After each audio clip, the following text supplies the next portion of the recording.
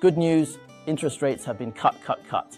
We finally, at long last, waited for the rate cut, so let's quickly, without delay, look at the data for May and June. My personal estimation is that in May, sellers listed new properties around approximately 233 units, which is a 20% increase compared to the same period last year. This means there were indeed more listings. How many were sold? 100 units were sold. Buyers are in a wait-and-see mode, and this 100 units sold very slowly during this period. It's actually quite similar to the situation during the pandemic in 2020.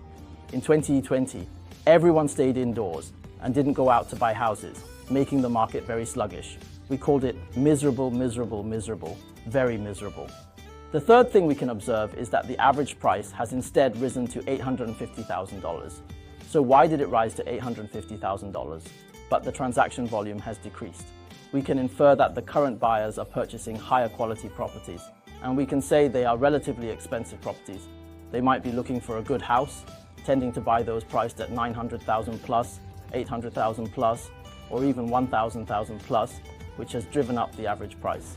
Finally, let's take a closer and more detailed look at the inventory. The inventory has increased from 3 months to approximately around 3.8 months, which means it is still within a normal range, but is now slowly leaning towards a buyer's market.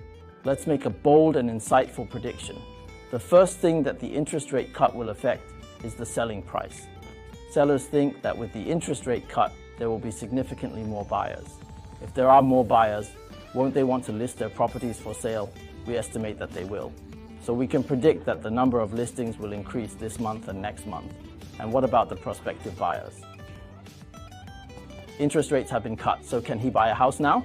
Not necessarily, because even with a 0.25 cut, he might still fail the stress test and be unable to buy a house. So, for this buyer, the 0.25 cut doesn't necessarily mean a significant increase in affordability. Therefore, I can estimate that buyer activity hasn't increased that much. However, in the long term, everyone is waiting to see if there will be further rate cuts in July and September.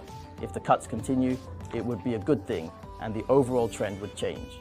In conclusion, while the immediate impact of the rate cut is limited, the potential for future cuts keeps the market in a state of anticipation and uncertainty.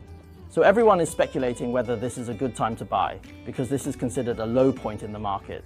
As long as the interest rates keep dropping, sooner or later the prices will go up, and eventually buyers will be able to afford houses, which is a very positive outcome. Do you agree with this assessment? Please answer in the comments section below. Thank you for watching, and goodbye.